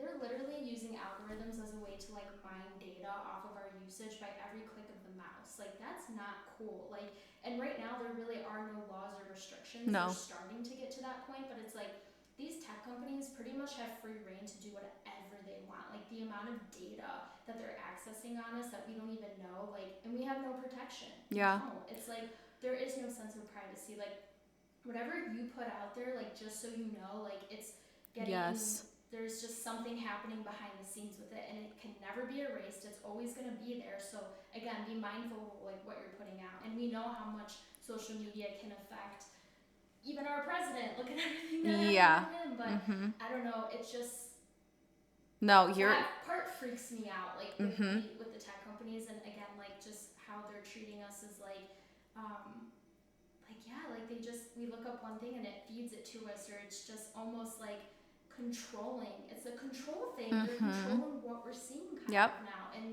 and they're able to do that on again every click, every little movement that we make. It is recorded. Like it is. I don't know. Well, It's the media crazy. alone is controlling, like Yeah. totally, But you're right. It literally can ruin people's lives. When you said that you can put something out there and it's there forever. Like I remember, I don't have any stories like to go with this, but I remember like back when social media or the internet even was just like becoming huge, and like nudes would get leaked. And then all of a sudden it was like messing up their career entirely. And now I feel like we live in something different that it's just so like that happens all the time. But like you think about, you're right, what you put out there, unfortunately, like, yes, we're sitting here saying like, oh, like it's so opinionated and it's negative and this and that, but expect it at the same time. Like, unfortunately, like people are gonna be that way. So when you post something, like just be aware it's out there. You, you, going back to like caring what people think, are you, based on what you're putting out there, are you somebody that's going to become triggered on somebody throwing in their opinion or using it against you or anything like that? Is it going to mess with you mentally? Is it going to mess with your life? Like, it's such a concept. It's so deep. Right. It really does go so deep because like there's no, like think about the accountability factor too. You know, like what are you putting out there? Are you looking for a fight or a response, or Yeah. like you think like if you put something out about politics and you think people aren't going to comment, like you have another thing coming, or like why Right. are you subjecting yourself? If you don't want that negativity, like don't post anything then. Like you literally can have your opinions without posting it. You're inviting that into your Yeah. energy field. Like Yep. knock it off. Yeah. And that's something too. It's like I go again, love hate. I go back and forth because I'm like, if I just want to post something, I want to post something. Like mind your own business. Let me live my life. I'm posting this because I want to post it. But then on the flip side, it's like it's kind of no longer just your business if you're putting it out there for everybody to see. And you can't control what other people are going to say, what they're going to do. Like, Yeah, how they're going to perceive it. yeah. So again, such a concept. You can go back and forth with it all day, and that's why I am like I have days that I'm like would be such a happier person if I just deleted it, and then I have days that I enjoy it in different ways. But yeah, that's why I literally barely post. Like if anything, it's like an Instagram story. Like I honestly, it's funny because if I look back at, I honestly probably post once or twice a year on Instagram now, like Facebook here and there, really. But like I want nothing to do with it because I don't care. Like yeah, you know what I'm saying? It's yeah, just like that's how much I don't care. Like I'll post here and there, but it's not. Again, how much are you subjecting yourself to what you're putting out there, looking at? Just have those limits, you know, have that self control. yeah, Um, so yeah, I think we touched on a lot of good topics though, to just with everything and how it's affecting us mentally, and like I just really want people to take away from this episode to really be mindful of like just social media in general, like your usage, like everything about it. Because I don't want people to be so depressed and anxious, especially kids, because of it. Like that's containing this beast. Like I cannot stomach this beast that we call social media. Like yeah. I never have been able to. So what was I gonna ask you? Yeah, I guess like at this point, like after talking about it, like what are things that you think you're gonna do going forward to not let it get you like riled up or anxious? Well, definitely like actually deleting the apps altogether. I had times in life that I've done that, but I don't think I've lasted more than like a couple days. I'd like to see if I can last like a week. I've said that before to myself. Like, I am just going to delete it for a week and just see how I feel. I have a feeling that I would be much more fulfilled in life. I feel like I'd be reading books more. I Exactly. feel like I would be engaging in conversations with strangers just cause. Like, those are things that I think are more what's the word I'm looking for? Like more substance, than just Like you're actually living life and yeah, not just like staring at a screen all day. right. And I'm glad you brought that up too about like quality time and even how it affects relationships and how many people come home and hi to your significant other, how was your day, and then you go about your business and you're both sitting on the couch looking at your phone or watching Yeah. Netflix. Like just it's to be mindful of that and Yeah. to like, hey, let's shut the TV off and at least have an hour of quality time. Like my mom, I think she did a social media break for like 6 months or more, which is actually impressive. Yeah. And she's like, the amount of books I read in my time Yeah. that I wasn't on there was crazy. Like I love to read too. yeah, Yeah. that's So I know awesome. that that's like how I would be. And Yeah. think about like what you want to do to replace social media too. Like don't look at it as like, oh god, it's like this addictive thing I'm not gonna be able to keep my hands off of. No, like what can you do in your time to replace that? Read books, catch up on shows, go exercise, like spend more time with your pets, your family, your friends, your significant other. Like there's just so many other things that you Yeah. can't do. Right. And that's also one thing that really scares me is like just with Netflix and social media in general, it just seems to be that all that people do now. Like again, it's the habitual. It's like we're not spending quality time. We're not talking to strangers. We're not doing things that feed our soul. It's just endless scrolling on either end, and that's Yeah. why I don't have TikTok. Like, you know what I'm saying? Yeah, I don't have TikTok either because, and Awesome. I'm Yeah. fighting it so much because I have people, like I have friends send me TikToks or whatever, and don't get me wrong, sometimes I see them and I'm dying laughing, but I'm like, I refuse to make one because I don't need another platform to be addicted to. And like you're saying, it's like you take an unhealthy habit away, replace it with a good one. So I'm not going to download anything else. Like I'm at a point in my life that I'm like, I would actually love to get rid of what I have, let alone add on more to it.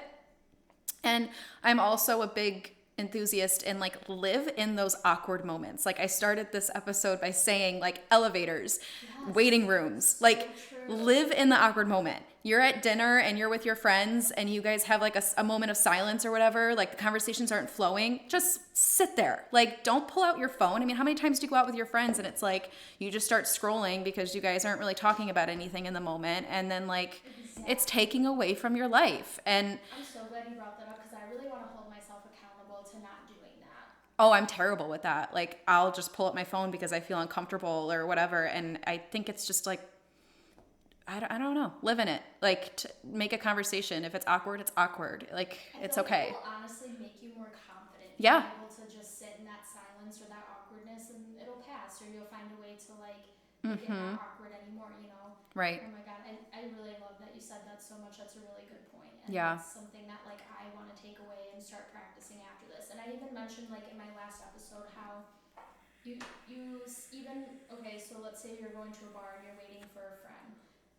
And you feel like awkward if you're not looking at your phone. Yeah. You know what I mean? Like people literally they don't know how. It's like I look weird. People are looking at me. I'm not on my phone. So they're gonna think something's wrong with me. No, why do we think that? Like, can we just be? Can we just sit still and just not be and not have to look at our phone or feel like we need to? And I started practicing that, like because I was like, I refuse to fall into this trap. Like, Yeah. it's just, again, something so negative. I hate it. Be still. Be present. Be still. Like you're right. There's been moments that I've been sitting at a bar by myself and I have to force myself to put my phone down. Even emails, like I'll be like, okay, I won't go on social media, but I'll look at emails because that's productive. Like, no, put it down, look around, read read the signs that are hanging up, people watch, like it's like do things that are just, you're just sitting there and you're just being still and you're just living in that moment. It's just, that's probably the biggest thing for me is. And you never know who's going to talk to you or strike up a conversation either. Who you could meet. Imagine the people we're not meeting, the conversations we're not having, like so true. because we're always digged into our phones. The screen is attached to our face. Like imagine the interaction that we are not engaging in and the relationships that we're not building with people. Like, you know how I love meeting new people. That's something too. Vacations, going out, anything. Like, if I can meet somebody, that's awesome to me because I just think that's brings substance to life. You know, it's a stranger and it's, you know, new perspective, anything. Imagine like how many people you're not meeting, interactions you're not having that are really fulfilling in life. So again, if there was like some sort of study of like, if you took like 1,000 people that grew up with social media have it on their phone constantly, and 1,000 people that never grew up with social media don't have it on their phone, like who is having a more fulfilling life? Oh, You know? definitely the people not on social Right. media. Like, I can think of so many people in like the baby boomer generation that are. I mean, I think they just have naturally extroverted personalities, but they just are talkers. You know, they can talk Yes. on the phone for hours. Sometimes you can't get a word in, but they'll just talk. They'll talk to anyone at the grocery store because it breathes life into you, and Yeah. that is something that Netflix and social media doesn't do all the time. And I'm not saying that I don't do those things, and they're good decompressors, I call them. Like, you know, at the end of the day, sometimes you just need it to decompress. But like, let's get back to doing things that breathe life into us, and having those small interactions with people and not just automatically going to our phone is going to be one of those things. Like, I want to, and it is harder when you're more naturally introverted and shy, but challenge yourself to do that. Like, I went on a solo trip to Door County, Wisconsin. It was like just for a day, and I stepped outside my comfort zone. I just wanted to do something for myself, and like, I can't wait to travel alone again because it was so rewarding, and you just have such a different experience when you get to literally call the shots and do your trip however you want. Like, you can stop somewhere and not have to consider someone else and what they want to do. And the amount of people that I talked to because I was alone was just like, it was such an eye opener. Like, there's the sweet, like, so there was a little fire pit outside the hotel, and like, I love bonfires, and it was such a like very cool autumn night, and there was this older couple there, and I was like, oh, do you mind if I sit by the fire? And they're like, no, go ahead. And I kind of had my phone out for a second, and then one of them started talking to me, so then I put it away, and I ended up talking to them for like an hour, and they were just the sweetest couple. I love them so much. Like, I talked to the hotel clerk, like, so really I challenge people to like put your phone away, have a conversation. More than likely, like, if you start talking to someone, like, they're gonna engage with you, you know? Right. Like, we all want that human interaction, especially what COVID has brought to our attention. And if they're not interested, okay, leave them alone. Like, pick up on those social cues, or Right. they'll kind of let you know they're not interested. But more than likely, like, oh yeah, you know, they're gonna engage back with you. Yeah. And I think when it comes to introverted people too, it is like you're uncomfortable, so it makes you feel comfortable to go on your phone. I get it. You know, you take the cues, you take the hints and whatnot. I'm as a hairstylist, I've had clients that sit on their phone the entire Really? 2 hours, 3 hours that they're in my chair, I and didn't even think about I that. try to have a conversation. I try to talk to them, but they just want to sit on their phone, and it's like, okay, well, that's fine. I mean, Yeah. you know, That's sad. it's sad though. You know, it's Yeah. like I don't want to sit there and I would pressure think so somebody too. to. Like, I would never think that people, like, I don't know, maybe if you're having to do stuff for work, you're busy, fine. But like, It's especially kids. And that's probably a big part of it. Like, it's that makes especially like sense, teenage for girls. sure. Yeah, I think it's just like a confidence thing. Like, and again, going back to growing up with social media, like these kids who have been engraved with social media, like don't know a life without it, it's harder for them to interact almost. Like, it's harder for them.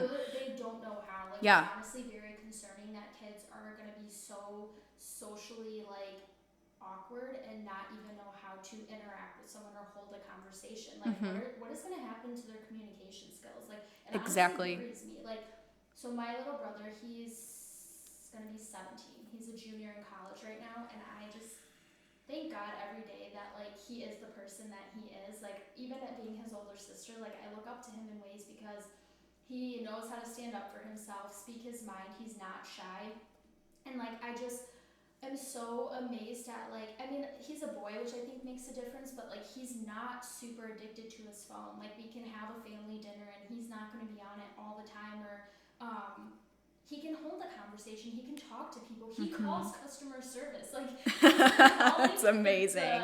the GameStop customer service from the time time he's like 8 years old. It's so ridiculous. And I just That's some like serious like life skills too, is right? picking Like, up the he phone, not doesn't talking to a even chat realize. box, like pick up the phone and call these fuckers. Like Exactly. Like, it's hilarious. Me and my mom laugh all the time because, like, at 10 years old, he'd be like, "Hello, can I please talk to like speak to a so-and-so?" representative, Right, exactly. please. It's not a And I'm just robot.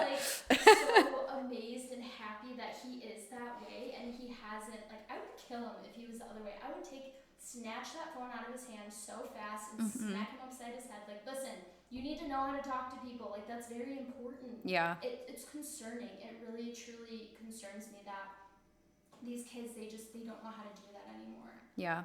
And like you said, you compare the generations. Like, the baby boomers can talk to anyone for hours. These kids can't even say hello without holding their phone. Well, so my mom is somebody that so she has social media, but she is like, I look up to her in this way because she actually is somebody that can't sit there and not have a conversation. Like, she won't ever be on her phone. Like, she goes out and sometimes she forgets her phone at home. Like, oh, I left it at home. Whatever, it's fine. You know? What a way to live. Yeah, I'm like, I need to like live like this. Right. So there are times like we go on vacations or whatever, and my dad and I like love her for it because we'll just be sitting there and she'll look at the person right next to her and just she'll get their life story within 5 minutes. And I look up to her in that way because I think that she lives a more fulfilling life because she talks to strangers, she gets different perspectives, she's empathetic, she's approachable. And I think that has a lot to do with social media. You know, I think she's more confident with herself in that way. That's her personality. First of all, she's very extroverted, but she lives her life in a way that she'll go to anywhere and be standing next to somebody and just strike up a conversation with them. And if they're not talking back with her, she's okay with it. And if they do, and she ends up having a great conversation, then like, awesome. Yeah. But it's important that's like a huge boundary, is being out, living your life, like put the phone away, Seriously, it just affects so many facets of our life. And like Tim, he was extremely introverted. Like, we couldn't go anywhere without him striking up a conversation. Like, if it was a person in the elevator, if it was the cashier, and sometimes it annoyed me because I'm introverted.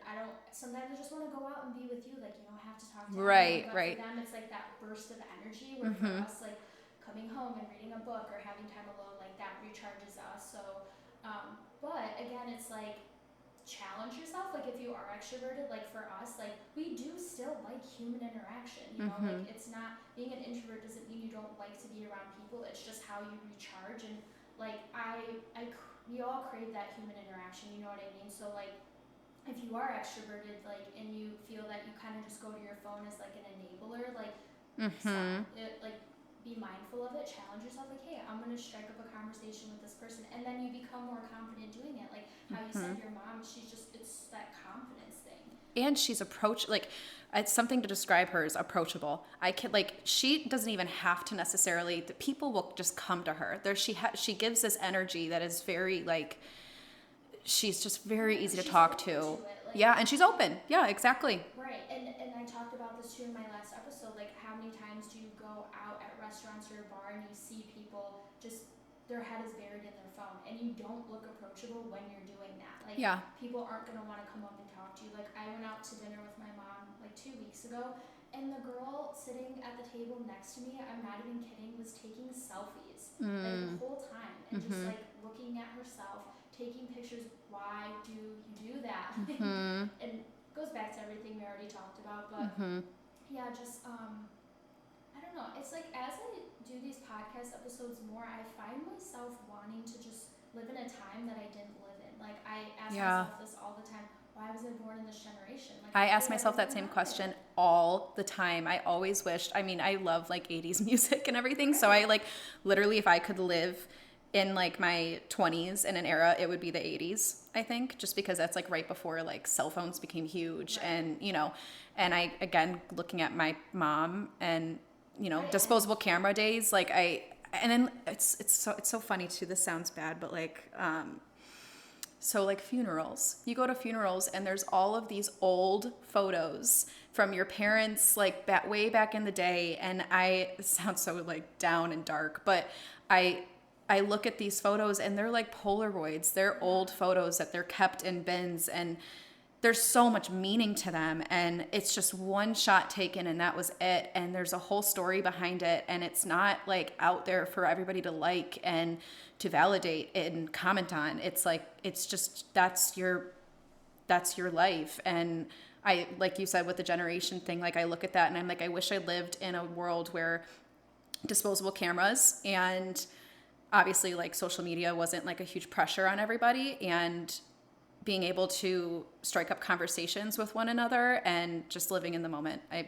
can't like reiterate it enough. Yeah, Yeah. that's such an interesting point that you brought up about seeing like the old pictures, and something that I never even like thought of until you said that is like they really were candid special moments, and not everyone showed you their pictures. And so Right. sometimes when you got to see like, wow, you actually did that, you looked like that, like Yes. it's crazy. Like it really, pictures just used to be a special candid moment, and like I feel like you felt that looking at it, and now it's Yes. almost like, again, I talk about breathing life into things. It's like we're not breathing life into pictures anymore. It's all a Right. lie. It's all the pressure. It's all the just showcasing what we think it's supposed to be or fake. And it's like pictures never used to be like that. Right. And like you said, it almost like surged this like energy into me looking. So my grandma passed away in January, reason why I brought up the funeral thing. I'm going through all of these poster boards of all of these old photos, and like you just said, I'm looking at photos of my dad and I'm like, wait, that's you? Like these photos are theirs, they're not for everybody to just like put out there and judge and like and whatnot. It's like you see the life in these photos. Like you see like that moment was a happy moment. Oh, let's take a picture, snap, done, moved on, enjoyed their night. It's like you're looking into, like when they show in movies and someone has a flashback, it's like you're almost looking into like a flashback of someone's life. Like it's a very like special moment. And like talking with you now, like I didn't even realize how much those old printed pictures, like how much memories they hold, the special meaning, the feeling that you get behind them. Like it was just so much different and important, and just like again felt like real life and not what we do now, like adding these filters and this preset and making it so fake and something it's not supposed to be. Like man, talking about this, I'm just like, I'm never taking a picture on my phone again. Well, I mean, and you think about like the word selfie, like that's like an actual like word now. Like I'm looking at these pictures of my parents and their family and friends, and they're not holding the camera out and taking a picture of just themselves, So true. You used to not be able to take a picture of yourself. Right. You could never do that. Right.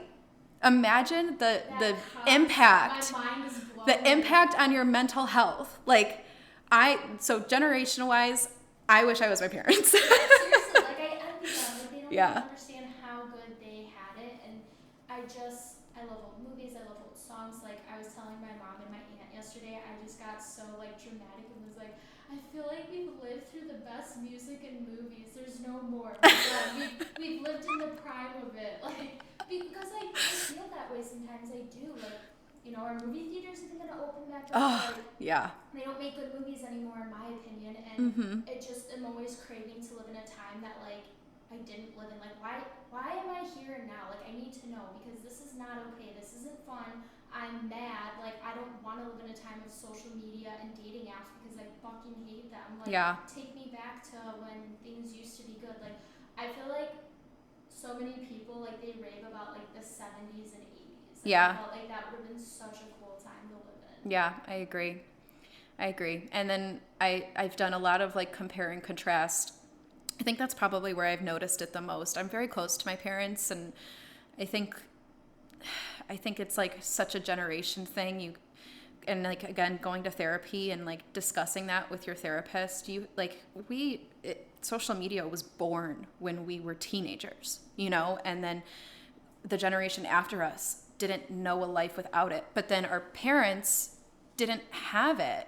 And it's like living in the moment, not caring so much what people think, having a fulfilling life. Like which generation is probably leaning more that way, And I think it's something that everybody can consciously work on, like breaking the chain. For sure, because and that's what I want people to like ask yourself: are you living your life really for yourself or for social media? Because before that was never like thought Right. you just lived your life for how you wanted. I mean, yeah, you maybe saw friends and family like doing things or seeing milestones, but it wasn't that such like the pressure that there is now. And there's something I was gonna add about how even social media has affected family, like politics, like Yes. wars with family. Like, have you ever had an experience with that? Like, has it affected your family in that way? Yes, me not directly, but I've had family members like my family. I have a very, very big family, lots of cousins and aunts and uncles, and everybody has differing opinions. And that's okay. Everybody needs to remember that too. Yeah, You know, like respect one another. That's what it comes down to. Like be kind, respect one another. But yeah, I've had my mom and I've seen like my cousins and other people get into situations where they literally don't have very good relationships with family because they have differing opinions. And it's so I sad. I think in some situations maybe it is necessary. I'm also somebody that's like just because it's family or a very close friend that you know been a part of your life your whole life. If they're not good for you, they're not good for you. You know. But social media puts pressure on relationships, and it's almost like if you didn't like that photo, why didn't you like that? Why didn't my friend like this photo? Why is like who gives a shit? Like wait a second, like put it away, like stop for a second. Like why am I basing my relationship off of how I'm interacting on social media? It's like Seriously, that is so true. Like, think about your relationship in real life, you know? Like, and like, it's just so funny because there's like memes and jokes now, like, all right, who's gonna start the politics fight at Thanksgiving dinner tonight? And yes, like, I feel like social media fuels that a fuels lot. it. Like, Yes. families have legitimately probably stopped talking or like their relationship is ruined or different because of a stupid like Facebook fight or something. Yeah. Like, yeah, it's so ridiculous. I mean, I hope that that's not the case for people, like that they can still have a family relationship without that getting in the way. But even my own family, I've seen stupid disagreements and just, I don't know. I think like something that is huge. I think social media was like a concept that was trying to like bring people together, and I think it does nothing but tear people apart. Oh my god, yes. Like, Like uh, it's like to a a full T. circle moment. Yeah. Like, Like I think literally it it's was doing the opposite. it's doing the exact opposite. It was designed to be able to connect with people across the world and, you know, see what's going on with people that are not in your everyday life. And it's caused a huge divide in the world. It's So done the much. exact opposite. Polarization at its finest. Yep. Like, it really has done, and that's why I said again, it's Frankenstein. Came in with different intentions, good, let's connect people, but it has done the opposite. And can we change that, please? Like, Yeah. I hope that that changes at some point in life. I really need it to because it's disconnecting us from. We talked about the bad and the ugly. So again, encourage people to just be mindful of everything we said and take breaks. But obviously, social media has done good as well. You know, and I wish the good outweighed the bad. We can keep in touch with friends and family who live out of state and kind of see their updates and interact with them more. I don't know why I just had this image in my mind, like before social media, when phones were on the wall and you had to call a family member and like actually talk to them over the phone. Which I think is like again boundary, maybe like a goal with that is pick up the phone. Yeah. Yeah, don't just like send a message or comment on something. Pick up the phone and call someone. You know, it has affected human interaction, and I think it came in with an intention to increase human interaction. You know, but it good and bad. But like you said, I think being mindful of it and setting those boundaries and just like figuring out like is this resonating with how I want to live my life. And As we're talking, I'm like thinking about like a future episode, like let's all these retro things that we need to bring back. So on my list so far, calling people and disposable cameras. definitely. So we're talking about the positive things of social media. Yeah, keeping in touch with friends and family. You can meet a significant other. It's just really good for businesses. Like if you're a small business, perfect way to like get up and running, to let people know. Like I said with the podcast, people wouldn't know about it without social media. So it is really good for businesses in that sense. Building your brand, gaining a following, exposure wise, is awesome. So that makes me happy. Yeah, And definitely. then, yeah, just going back to like the boundaries. And then I found this So, like you said, scrolling social media, I find a lot of mental health accounts that are super positive that I like. So, there's one called How Mental, and then it was like social media self care. So, some things again that you can do to not have it be like a negative influence. Right. Block people that make you unhappy, or just unfollow accounts that are negative or impact your mental health. Know that you don't have to respond to people on social media or respond right away. Turn off the notifications, unplug when you need to, or just even mute accounts. We kind of touched on all Yeah. that actually, Yeah. which is interesting. But yeah, just like I said, let the positives outweigh the negatives with social media. Break the So chain. exactly, Yeah. let's break that cycle. And again, we're gonna trademark this app. Take Yes. away like the likes, the comments, and then let's see what it is. I'm suing anybody that takes our idea. Seriously, yeah, we're gonna come after you. So just know it's trademarked as of right now. But I knew this was gonna be great. Like we touched on so many things. I hope that people, again, something resonates. You take away something. Like even just like having this conversation, it just brought up so much clarity and like little things for me that I didn't realize were so important. Yeah. And that's why I asked you on. Like if I have an episode, like someone will like come to mind and my guts like have them on there. And Yeah. like I just knew for some reason that you were just gonna be like this perfect guest. So thank you so much. Like I'm so happy that we had this candid talk on social media. I adore you. You're great. Like I said, you're a ray of sunshine. Aw. I'm just very I adore happy. you. I think you're awesome for doing this. I think you're the coolest person ever right now. I think you're doing so like such good for the world. And I hope I would literally I love sitting here and having conversations like this that are just so real and have substance and authentic. So thank you for having me. Yes, thank you for being so happy. And again, as I like to wrap up, to my fellow humans, sending love. Hope you enjoyed it. If you loved it, please feel free to subscribe and leave a review. It helps me know that you guys are enjoying what I'm putting out there, because it's for you. At the end of the day, I'm not up here to talk about myself and bullshit, or just so it's for you guys. So if you like it, let me know, and see you next time.